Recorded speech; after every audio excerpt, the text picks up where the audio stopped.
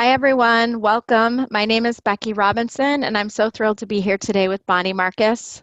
Welcome to those of you who are joining us on Facebook Live or here on Zoom. We're so thrilled that you've chosen to join us for today's webinar with Bonnie Marcus on how women can navigate the rapidly changing workplace.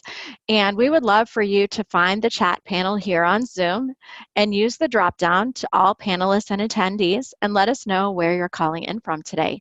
If you happen to be calling in from your workplace, I would invite you to share that with us in case you're with the group. We would love to shout out your organization and your investment in learning today. So welcome to all of you who are coming on. Welcome to you, Bonnie. How are you today? I'm doing well, Becky. Another beautiful day in California. Well, it's awesome to be with you. I know we have so much to learn, and every time I talk to you, whether it's in a formal way like this or if it's on an informal call, I always learn so much from your stories and perspectives. And I know that those of us, those who are joining today, will benefit from that as well. And welcome to you, Nancy in LA. A reminder that as you start to type into the chat window, we would love for you to select all panelists and attendees so that those who are attending today's event can hear from you as well. So a few technical considerations for today's call. We are broadcasting live to Facebook and we are recording this video. So in the event that you have friends or colleagues who would benefit from this content, we would welcome you to share the link to this recording with them after today's event. We don't have any slides today. We're having a conversation, but we will have some resources that we'll send out to you after today's webinar with links to the recording so that you can take advantage of your continued learning. So welcome to Software Inc. in Fort Washington, PA, who are joining together for today's event. Welcome to Donna at the University of California in Oakland. Welcome to Jennifer in the Philippines and Tasha in Portland, Oregon. Welcome Stony Brook University on Long Island and Sharon in Irvine. Thanks to all of you who are taking a moment to say hello. We want to invite you throughout today's event. If you have any questions or comments in the moment about the content that Bonnie and I are discussing and you want some clarification or have a comment to add, I'll be glad to be following the chat and to add those things to the conversation in the moment. So please feel free. Your chat today is the best way for you to share your comments and questions with us throughout today's event. I love seeing in the chat where everybody comes from. I know. I'm jealous of Angela in Charlottesville, Virginia. It is one of the most beautiful places anywhere, in my opinion. My brother is a UVA grad. I haven't been back there in a long time. Oh, there's someone Wow. here from Ireland. Amazing. An international audience. That's awesome. And welcome to Jody in Alabama. I'm wondering if we might even have all 50 states represented today with our attendees. There are so many. Welcome to those of you from CommScope in Omaha, Nebraska. So we're going to dive into our content in just a moment. It's barely past the hour, but before we do so, I want to tell you a little bit about Bonnie Marcus. Bonnie is an amazing coach and speaker. Her latest book, The Politics of Promotion, is the second edition of the book that she first released in, I'm going to get it wrong, 2015? Yes. Yay, I got it right. So this is the new edition of the book that came out in 2015, The Politics of Promotion. We just launched this new edition last month. Congratulations, Bonnie. You may also know that Bonnie has a brand new podcast, and I'm going to let you say the name because I know it has the word badass in it, but I'm afraid I'm going to get the specifics of it wrong. So Bonnie, tell us the name of your new podcast. It's Badass Women at Any Age. Perfect. And Bonnie has been interviewing some amazing women. So if you haven't already checked out the podcast, we'll talk more about that at the end of this call, but we would encourage you to subscribe. I'm a subscriber. We'd encourage you to review and rate the podcast so we can get some additional exposure. Those inspiring and challenging stories of these badass women at any age are certainly ones that you do not want to miss. I've had so much fun interviewing these women. Great. I bet. Well, and thanks to Mariana, who told us in the panel that she loves the book. And wow, we have someone here from Nigeria, Bonnie. So this is going to be an incredible group of people. We welcome your perspectives and questions throughout the event. And let's dive in. So we're going to talk today about the changes that are happening constantly in our workplaces. And Bonnie, I would love it if we could reflect on the last decade and let's talk a little bit about some major changes that we as women have experienced in the workplace in the past 10 years. Okay. For the most part, we've seen a lot of changes in the dynamics in the culture of each workplace. But I would say overall, we don't see a lot of change in the percentage of women who are reaching leadership. So that's really disappointing. And, if you look at the statistics, I think there's still only 6% of the CEOs in Fortune 500 are female. So, I hate to start this off with a bummer, but that statistic really hasn't changed. And so I think it's very important that today we're looking at some of the things that affect that advancement, what has perhaps changed in our favor and maybe what has not. So Bonnie, Um, I'm curious if you have any perspective about why that number of female CEOs in Fortune 500 companies hasn't budged in the past decade. wow, well, we could do a whole webinar on that. Okay, maybe we ought to.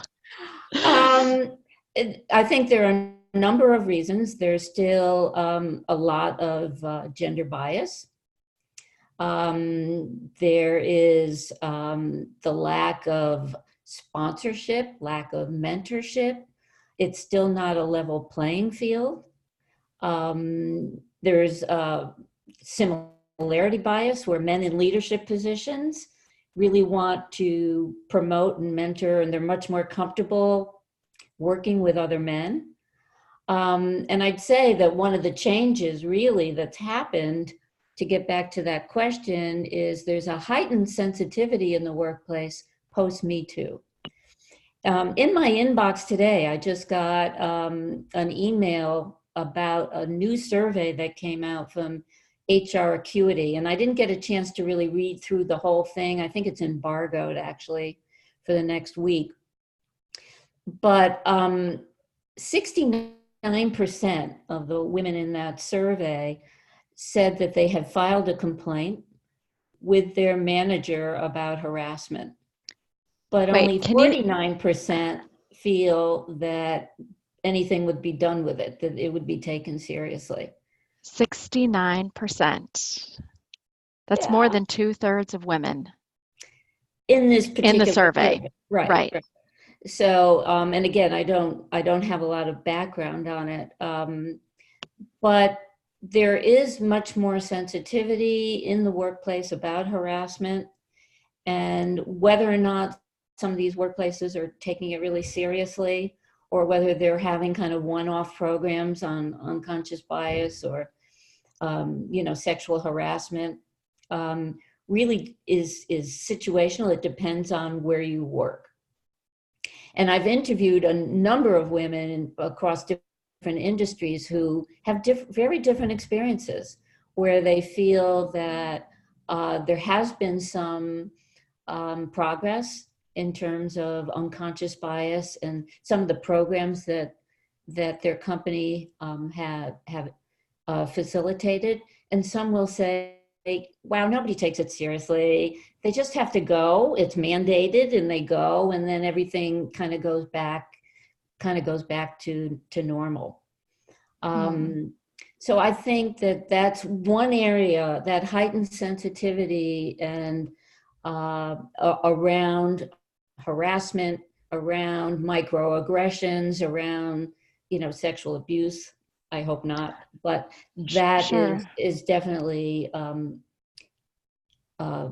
there's an awareness of that now in the workplace. Now, the good news is that because all of this is in the forefront of the news, et cetera, that there's a lot more information for women about this. Mm-hmm. So I think a lot more women know their rights than they ever did before. Whether or not their company has created a safe environment or a safe place for them to bring forward some of these microaggressions or complaints depends Sure. on the situation. I will say, if you look at like the whole last decade, that there is much more attention to gender diversity in general. And there's a lot more public scrutiny of companies who don't have equal leadership or don't have women on their boards, especially public companies. Mhm. where their board is actually putting some pressure on them now to have more female representation. So, I mean, that's a positive. There are a number of organizations like Working Mother Media, Glassdoor, that publicize how well some of these companies are doing as far as gender diversity. So I think that focus is really positive. And now we have to see how it's going to work, whether or Mhm. not it's really going to make an impact overall. And it seems like it might take some time to see what type of impact that greater attention to creating diversity will have. We don't have any formal polls for today's webinar, but I'm curious for those of you who are listening, how many of you have noticed in your own organizations this heightened sensitivity because of the Me Too movement? More sensitivity to harassment or more information for you in your workplaces? Maybe just a simple yes or no in the chat panel to respond to this question. So, you know, these this heightened sensitivity definitely has affected women's ability to advance. First of all, we know that men are still the majority of leadership in most organizations. And we really need men as our allies.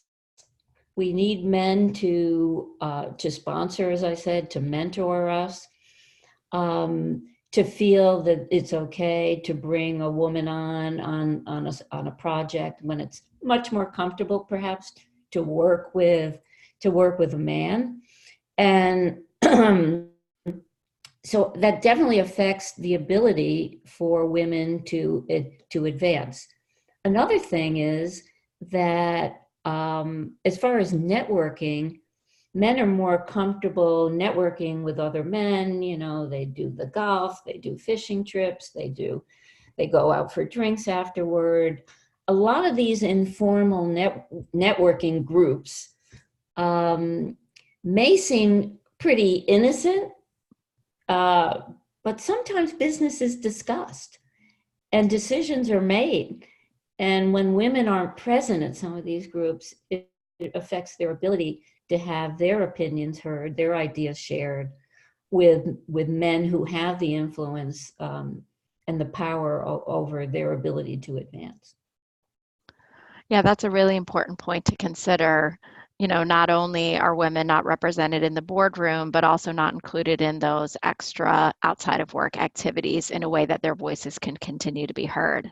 So one of my clients shared with me that she works on the trading floor, all men. Her boss is, a man, and she had a really great relationship with him. But one day, she found out that he had organized this fishing trip and invited everybody else in the department, all the men, and he didn't invite her. So she had a great relationship with him, and she went up to him and she said, "Hey, if you knew I like to fish, would you have invited me too?" And he said, "No, it's a guy thing." So yeah, it's a guy thing, but still they're discussing business, on the golf course or in the boat or whatever. And so women's inability to be included is a disadvantage of that kind of thing. And yet it's uncomfortable to force your way in many cases. Certainly so. So we have a few comments in the chat, Bonnie. Great. So many people are saying, yes, they've noticed the heightened sensitivity, but Miranda mentions that she thinks it's not from the Me Too movement, but just because times are changing and the company is growing. Donna is saying in the university environment, they take these issues very seriously for faculty, staff, and students. Amanda happens to work at a woman-led business, but certainly has seen this in other companies.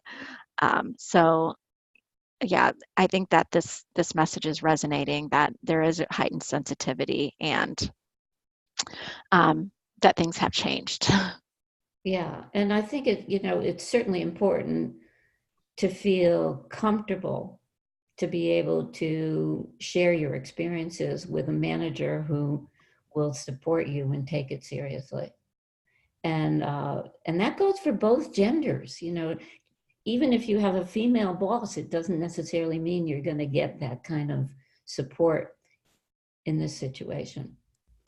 Sure. Well, Bonnie, I know that you've done a ton of research in the process of writing your books about what women feel are their major obstacles in the workplace. And I'm curious what those are and how women are communicating to you that they feel that these obstacles affect their advancement. Okay, so just a little background. When I was writing Politics of Promotion, I was also doing a lot of research on women and ambition. And I did a survey of over 600 professional women between the ages of like 22 to 65 plus, all women who were still actively working.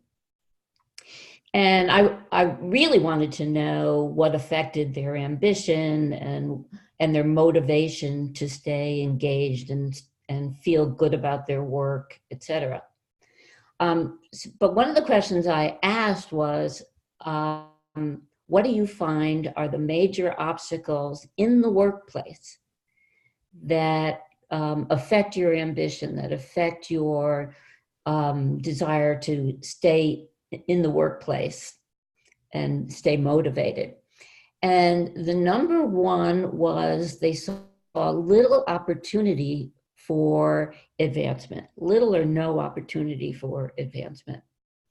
So that, coupled with the second, which is a lack of acknowledgement for the work,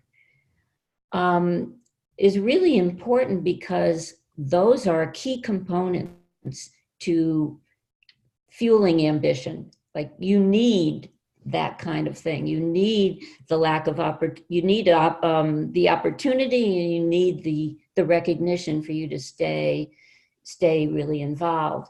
And when women don't see that, like, men come into the workplace, and there's a lot of research on this, with an equal amount of confidence and ambition to women.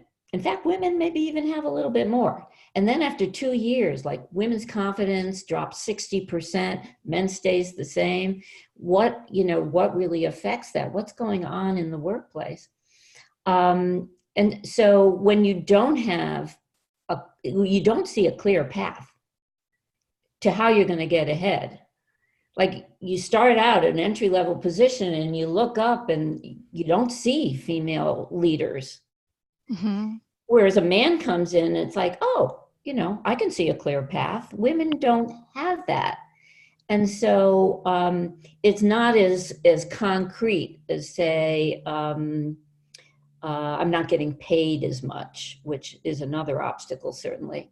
Mm-hmm. But it's this feeling that we aren't, we're not going to get ahead, and we're not acknowledged for getting ahead, that really causes women to either pull back or opt out, and that affects their ability to advance. So, Bonnie, I'm curious how much you think that change in ambition between when a woman enters the workplace and she's exceedingly confident and then, doesn't see a path or doesn't have her work recognized, how much of that is industry specific? Do you think that there are some industries where women can and do see a path forward and others that are more male dominated, or do you think this is really across the board in any type of organization? Well, it's interesting you asked that, because there was recent research that Harvard Business Review analyzed with over 200,000 participants, right? Mm-hmm. And they found that what really affected women's advancement or ambition was not industry specific, it was company specific. So if your company really believes in gender equality, just not paying lip service to it, if they nurture your ambition and support your career, you have a much more of an opportunity to not only be optimistic, but to stay in the workplace. What they found is it's not family related. And my research found the same thing. it's not that you decide to have kids that you necessarily opt out. It's how well your company supports you as a woman and helps you, move your career forward. So it's situational. It's almost conversation by conversation and Mhm. not industry specific. Well, in a way, that's encouraging, isn't it? It's encouraging to me because I think that what that requires is individual action of people who care about changing the landscape for women. So it doesn't matter, what type of company it is, if there are people who care about changing the realities for women in the workplace, that's really all it takes. So, Bonnie, do you know of any examples? Like, are there some companies that are doing this quite well? And what types of things are they doing that's different, that does make a more friendly environment for women to advance? Oh, wow. I mean, the one that I'm probably most familiar with, just because I've done a number of interviews, um, is Deloitte. And I think Deloitte has kind of been on the forefront of gender, diversity and inclusion initiatives. And the last time I interviewed the, I'm going to say she was senior VP of talent acquisition.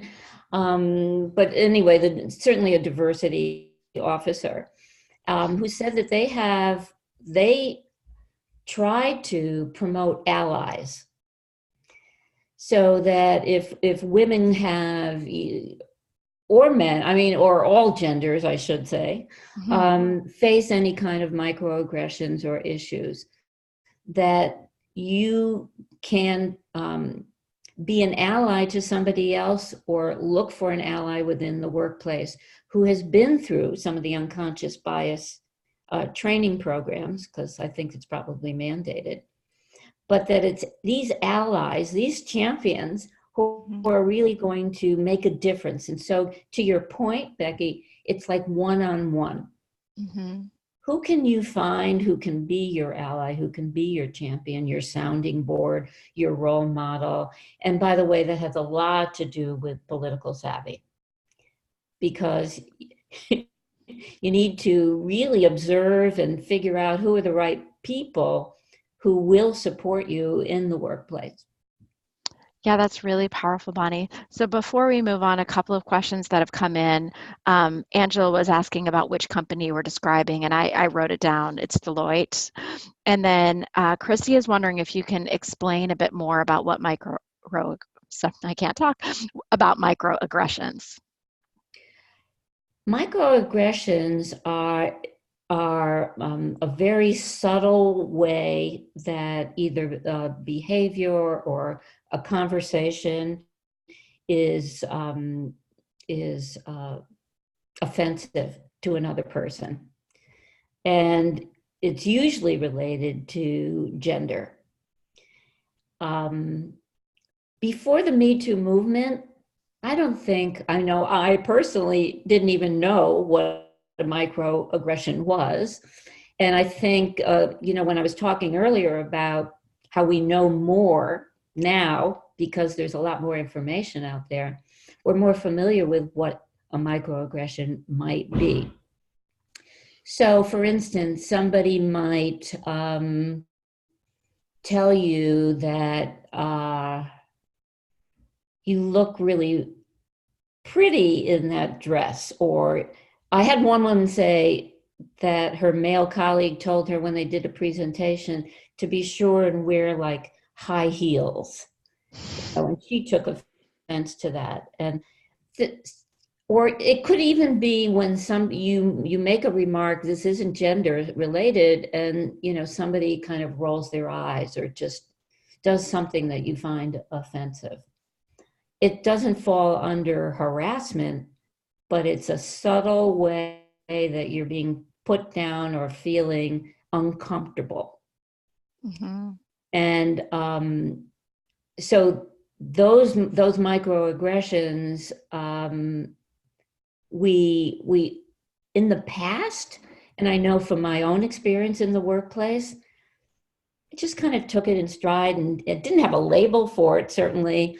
But a lot of things that were made, I felt uncomfortable. I had a female boss once tell me that, that I showed too much cleavage, with my suit, and that my suit was too low cut or something. Like really, it was offensive to me, and I didn't feel that it was true.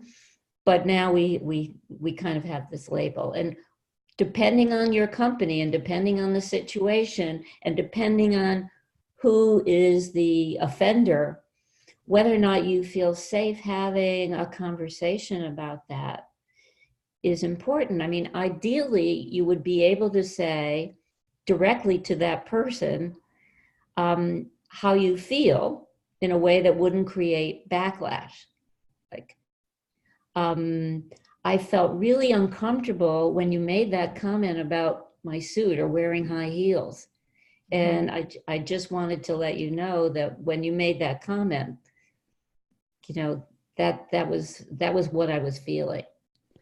So is there also some request around that, Bonnie? So I felt really uncomfortable when you made that comment, and I would prefer that can you help fill in the blanks for me? I'm not sure what I'd say after that. I'd rather you not comment on my clothes. I'd rather you not comment on my appearance. I think it's enough to say that it made you feel uncomfortable. You might say, I'd appreciate, you not saying things like that going forward.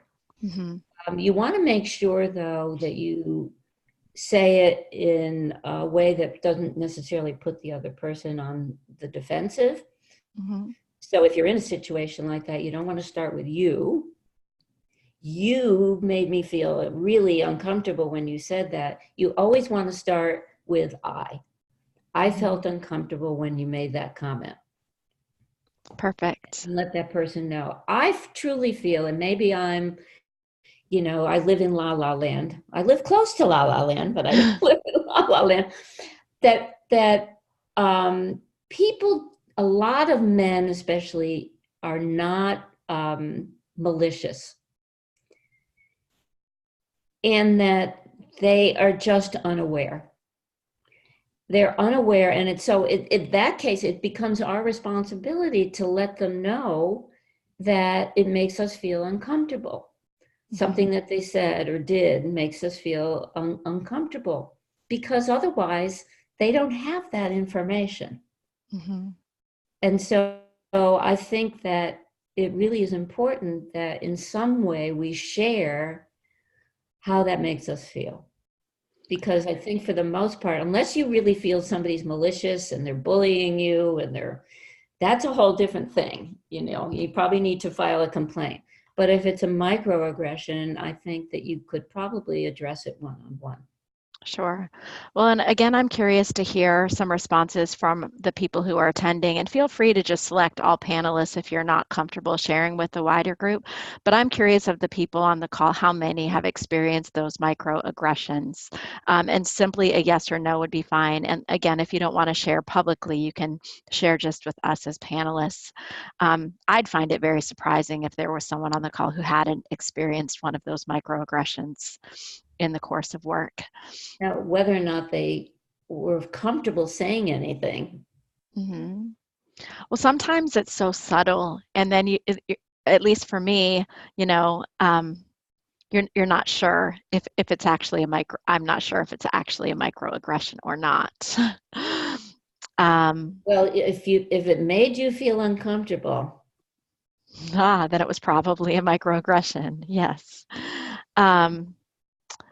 So here's an example of one, and I won't say the name, but this person indicates that she was asked to take notes at the meeting, even though there were men at a lower level in the meeting.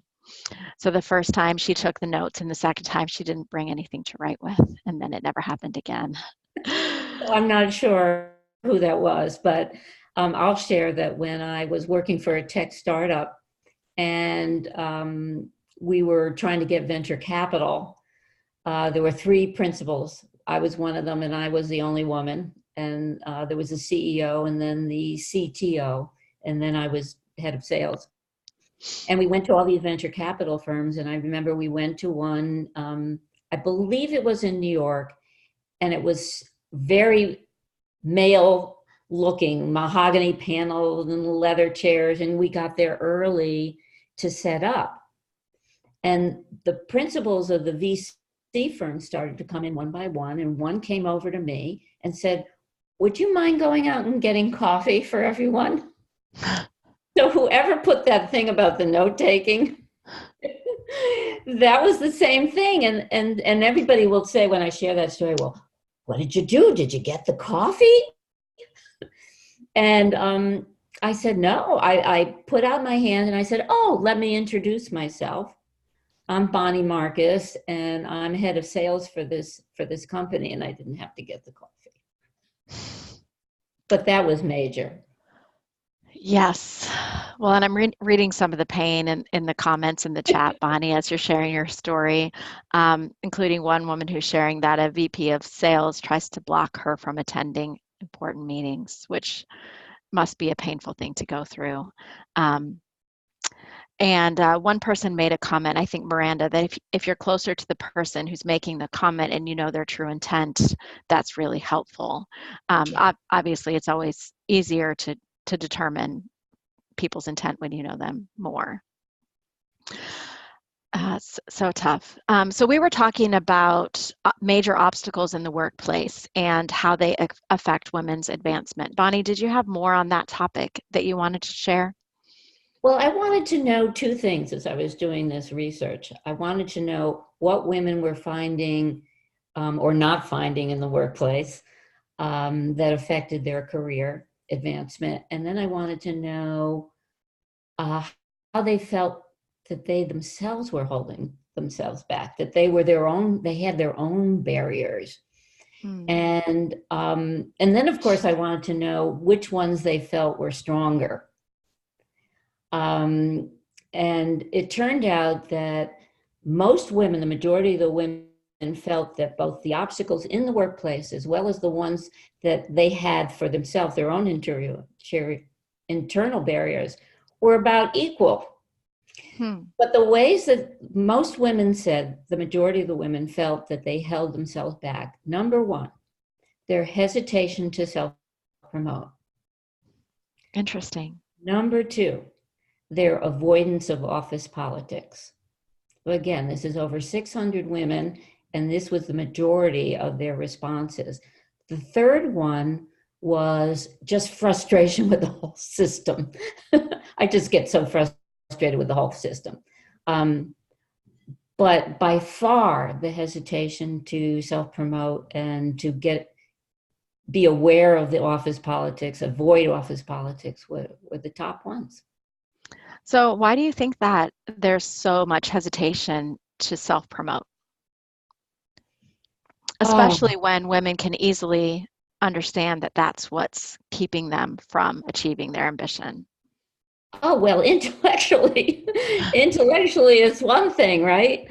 And this is true for both genders. Intellectually, we know we should advocate for ourselves, but we feel kind of phony and we feel creepy and we don't feel authentic. And it goes way back to a couple of things. Some of us who are perhaps a little older got messages that you should wait until you're recognized and be humble.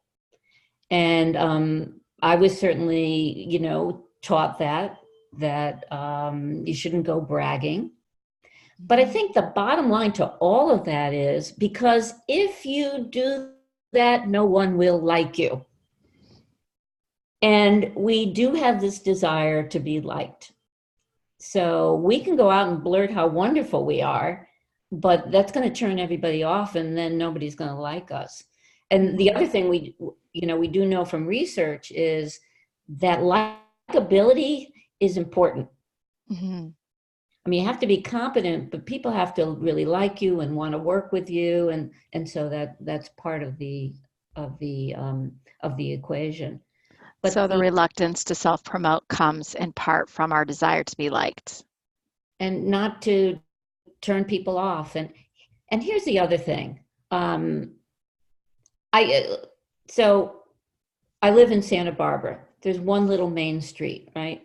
And there's a retail store where they have somebody out on the sidewalk, kind of like hawking, Mm-hmm. and in your face kind of sales. And I don't know about anybody else, but as I'm walking down like the sidewalk, I'll kind of like turn away. Sometimes I'll even walk on the other side of the street because I just don't want to be confronted with that head-on kind of sales approach. And so I Mm-hmm. think culturally, we have that kind of a distaste for that.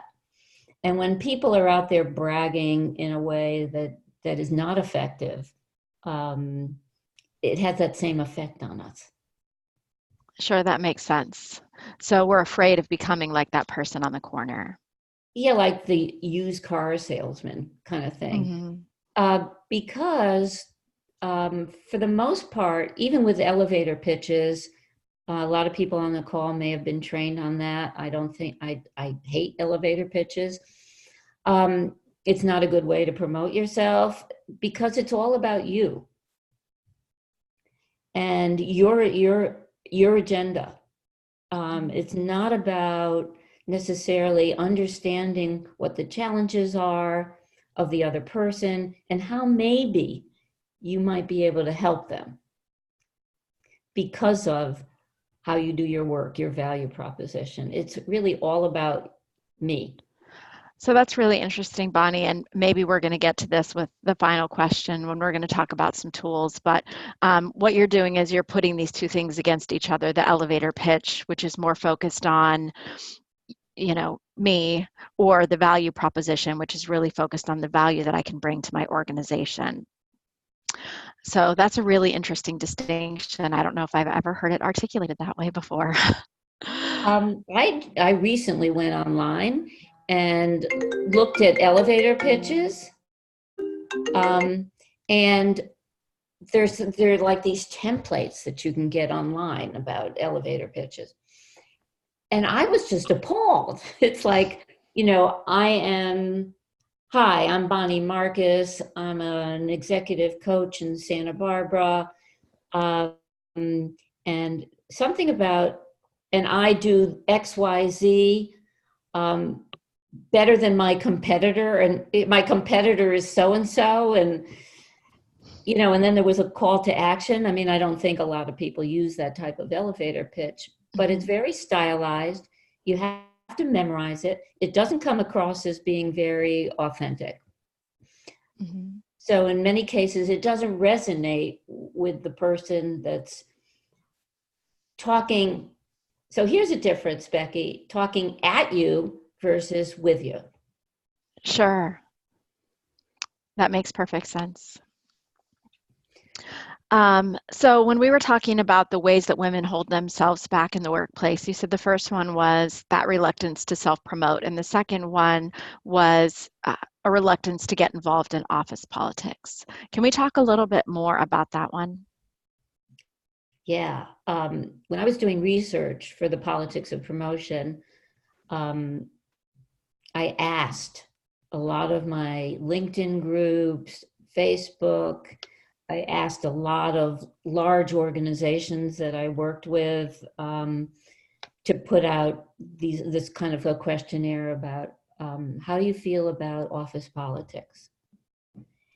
And whoa, it was like opening up this huge emotional can of worms that, I mean, Mhm. women's responses were, it's manipulative, it's dirty. I mean, somebody said it's evil, it's bad karma, it's such negativity around office politics, it's nothing more than schmoozing, it's a waste of time. Mhm. So, when that information came to me, I realized that when women avoid the office politics, they really don't have a clear understanding of what it takes to get ahead. They are setting themselves up to be blindsided by it, which was my experience, Mhm. and why I wrote the book. And how how important it is, because you don't build your career in a vacuum. You Mm-hmm. know, if you just keep your head down and you do the work, that's good that you do good work. But if people don't know about it and you don't advocate for yourself, or you don't know how decisions are going to be made or who has power and influence in the organization, or what behavior is acceptable and what isn't acceptable, what project should I be on, what clients should I be, I mean, you're really shooting in the dark. Mm-hmm. And so it's so important for women to reframe office politics from being evil to being really, really important if you're ambitious and you want to move your career forward. And it doesn't have to be manipulative, because the way I view office politics, it's about relationships. And it's Mm-hmm. about observing all the dynamics, everything that's going on. Mm-hmm. So you have information on how to position yourself and you don't get blindsided. So maybe we can transition, Bonnie, to talk about some of the tools from the toolkit that are mentioned in your book. I know there are 5 in the book. We're only going to talk about 2 that are going to be helpful for women now in navigating the current culture and the changes that we're all seeing and experiencing. So I don't think I know which 2 we're going to talk about. Which 2 are we going to talk about today, Bonnie? Well, I'm going to talk about the 2 that address the top 2 concerns for women. So the first one is the mirror. And the mirror is helps you to look at yourself, self-reflect, not kind of tune out like social media and everything else that's going on, because we get so distracted by what everybody else is doing and Mhm. comparing ourselves. We don't have a true picture of really who we are and the value that our work brings to an organization. So understanding your value proposition is the necessary key component to advocating, self-promoting. And that is how your work, the way you do your work, leads to positive business outcomes. So that understanding then helps you position yourself within this organization as someone who is going to help your manager, your team, your company reach their objectives based Mhm. on the way you do your work. It's not your job description, it's how you do your work. So I can give you a simple example from a former client of mine who worked at a large financial services company that was very siloed. And she reached out to me because she wanted to move outside of her area, which was digital marketing. She was doing well, but she wanted to get promoted, and there was no spot in that particular silo. But she did well while she was there. There was like a 34% increase in customer loyalty. Um, how did she do that? Well, she not only did she have an MBA and she knew kind of business, where the business wanted to go and what the business was hoping to achieve with the marketing platform. But, and this is almost hard to explain, but she had a technical filter. You know, I'm not a technical person. I don't know if you are, or I'm sure there are people on this call who are, Mhm. who immediately see challenges or issues, things going on in the workplace that could have a technical solution. Mhm. That's what they can bring to it. Um, I don't see it. I don't see the world that way. I have these Mhm. big visions, and I'm kind of up here. I don't see the technical, but this is what she could bring to the table. Mhm. So it was that combination that helped her reach successful business objectives. So then we identified people in the other silos where she might want to move. And she set up meetings with them, and she would say, I just want to know, can you tell me what you do here? I'm really interested in some of the work that you do. And do you have any projects that maybe have imploded or you have challenges with? Because maybe I can help. maybe I can help you tweak the technology or bring a new technical solution um, to that particular issue. So she was taking her value proposition, connecting the dots as to how she could help them. And that's how you promote yourself um, without saying, I've been so successful here and I'm great at this and, Hmm. consider me. Well, it's interesting, Bonnie, because as I listen to you, it seems really obvious that she's focused on, in a way, helping other people win. So potentially a way of reframing it is being able to communicate in such a way that you're interested in the other person and what they want to achieve. Um, and it's not that kind of blatant self-promotion, like, look at me, look at me. It's a win-win. And really Hmm. what you want to do is build mutually beneficial relationships across the organization. I mean, that's the kind of network that you want behind you. Those are the strongest ones when it's mutually beneficial. So can you see how different that is than an elevator pitch? It's hugely different. So I'm curious, Bonnie, do you remember how that client that you're describing framed her value proposition? Well, you don't necessarily memorize something the way Mm, you do an elevator pitch. It's an understanding that you have about how you can add value, how you do add value. And got it. sometimes it's in the course of the conversation, just as I described it. Sure. Well, and I'd like to invite those of you who are on the call today with us. I'm curious, and feel free to answer to all panelists or answer to everyone. Do you have a clear sense of your own value proposition? Just a yes or no is fine.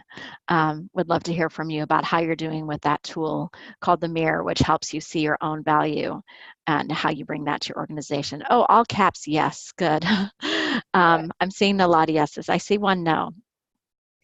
Um, Um, yeah, so it's not easy to figure this out. So I highly recommend, you do the exercise in the book, that chapter, and you work with either your manager or a coach or a trusted colleague. mhm. Usually in my workshops, what I do is I partner people up and we do an exercise where they give each other feedback, and that really helps you to figure it out. But So, basically it here's the challenge, is that what we do really well and how we approach the work, we think anybody can do, because it's mhm, so much a part of who we are. It's like we think it's innate, right? And mhm. it's like, oh, you don't look at the world like that, with a technical solution every with 2 seconds. No, I don't. But I mean, it's we take it for granted, and so it's good to have somebody to bounce that off of, so somebody can say, well, yeah, how did you do that, and help you dig through some of the questions. Sure. So I do see one comment here that someone is saying, Jennifer's saying she's clear on her value proposition but needs help to verbalize it. So I think sometimes that is a gap.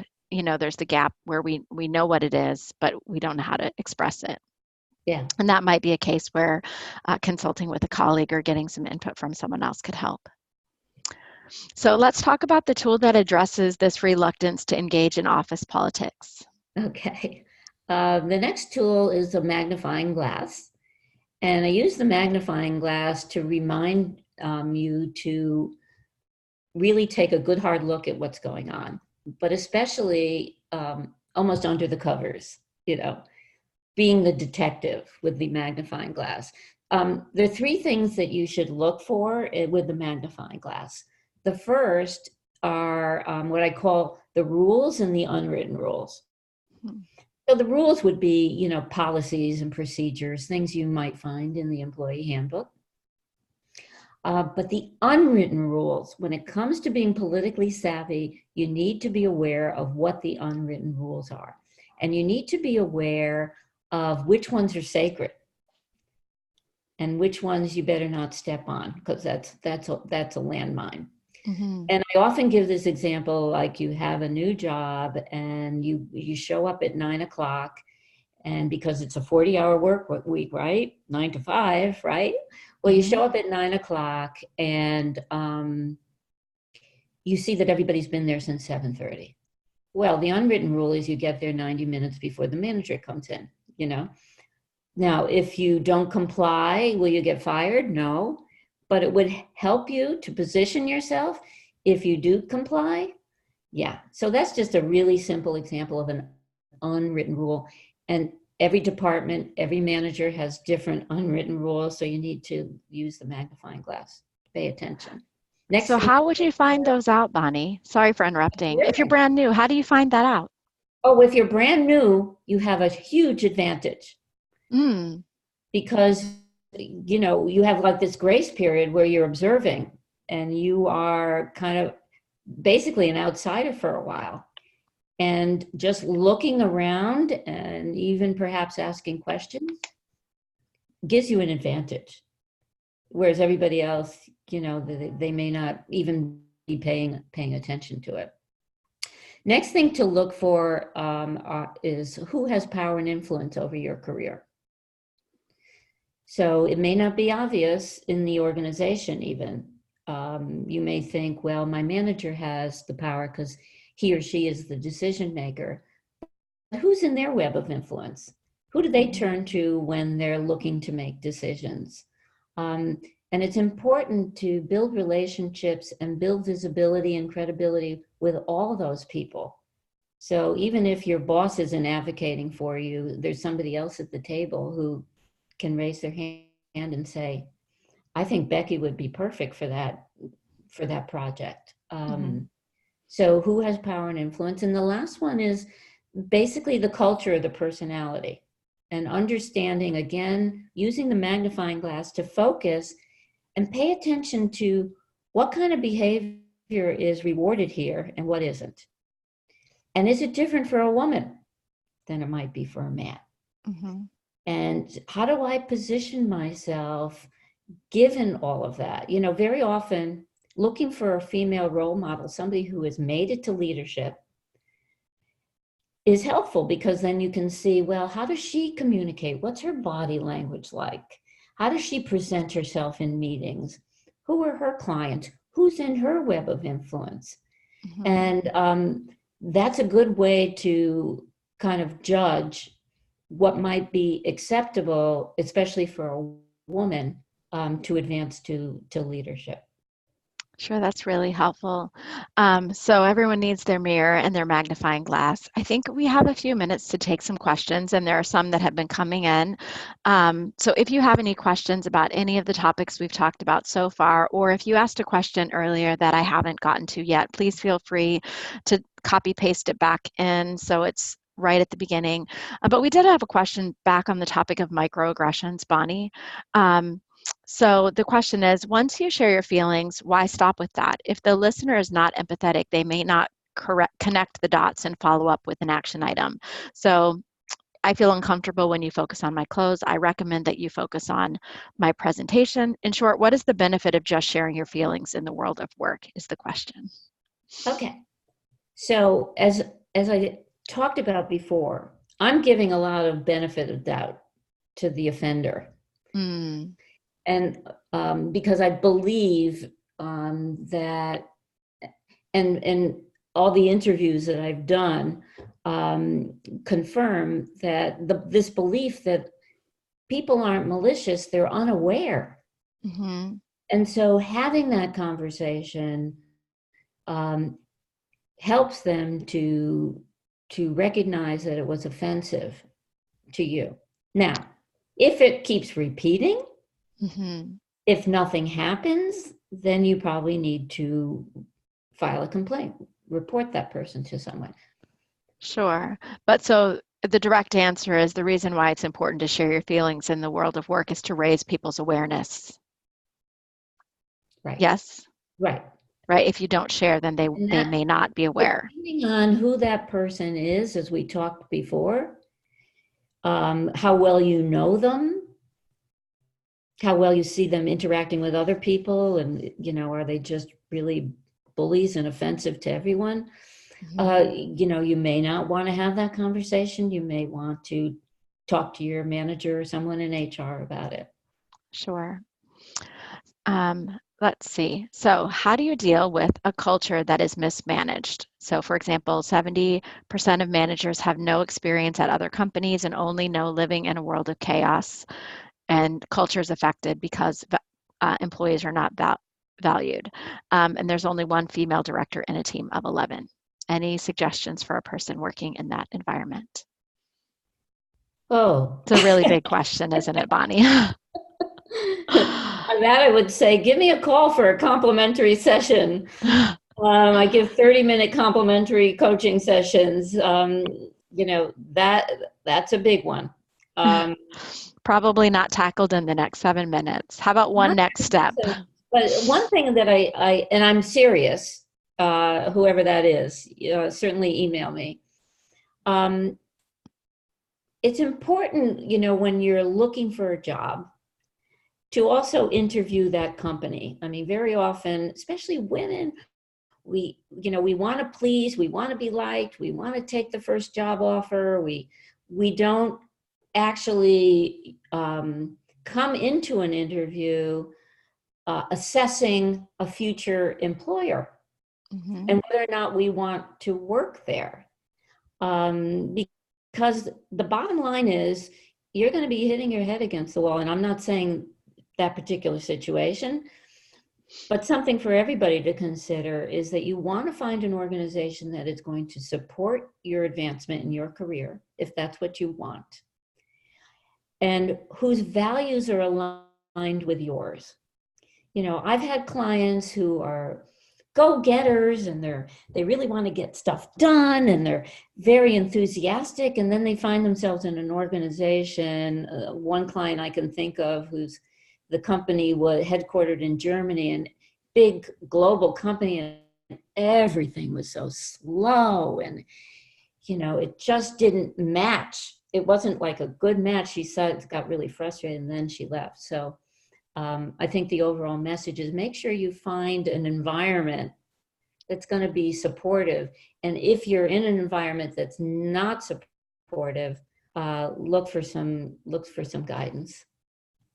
That's really helpful, Bonnie. I love that focus on, when you are in that position of choosing an employer, and we all get to choose at some point in our careers where we're going to work, make sure you have that values match. Make sure you can see advancement. You mentioned that when women come into an organization, they often can't see. You probably knew that in the interview. Yeah. And I know that not everyone has the luxury of waiting to take an offer, but that culture match is really important. So a follow-up question here is, what do you do when you've had to take the second step, escalating the situation due to repeated issues? I'm assuming potentially this is related to harassment, and higher management does nothing, or whatever they do doesn't make a difference. It depends on how serious the charge was, but earlier I mentioned that survey where like 49 70% of people. they reported harassment, and 49% said nothing was done. So whether or not you have filed a complaint with HR, whether or not you should seek outside counsel, depends on the severity of the offense, really. Because you especially if it's repeated, you might want to seek legal counsel. Thanks, Bonnie. So thanks to all of you who have tuned in today for your engagement and your questions, and for sharing your perspectives on these various topics about women advancing in the workplace. A couple of follow-up items for you today. One is certainly to check out Bonnie's latest edition of her book, The Politics of Promotion. You can find everything that Bonnie's doing at her new website, I'm going to get this wrong, bonniemarcusleadership.com. Sorry about that. I was going to say the old URL. Yeah. Also, I know it's brand new website at bonniemarcusleadership.com. Tons of insights and help. The other thing is, if you would like to send me an email today, I am becky@weavinginfluence.com. We do have a PDF that we can send you about political savvy that Bonnie has put together. All we're asking is that you share some feedback and email to me. My email is becky@weavinginfluence.com. Kelly will put that in the chat. We will also put that in the follow-up email. We'll make sure our follow-up email today goes out from that address. You can simply respond to our follow-up email with some feedback, and we'll get that PDF out to you as a gift. And we also hope that you will find Bonnie's brand new, exciting podcast, uh, Badass Women at Any Age. It's available on all the places where you download podcasts, and I'm a subscriber. I hope you'll become a subscriber too. Share it with your friends. And we would love to have you be a part of that growing community of Badass Women at Any Age. Bonnie, thank you so much for sharing your insights with us today. Thanks, Becky. We also want to invite you to our next webinar. It's webinar number Oh, yeah. 3 in the series, right? 3. We're going to be talking about how to develop personal, authentic leadership. It's going to be exceedingly powerful. It is coming up in November, only about a month away. We'll be back with you for another conversation, and we hope you will sign up for that next event. So have a great Thursday.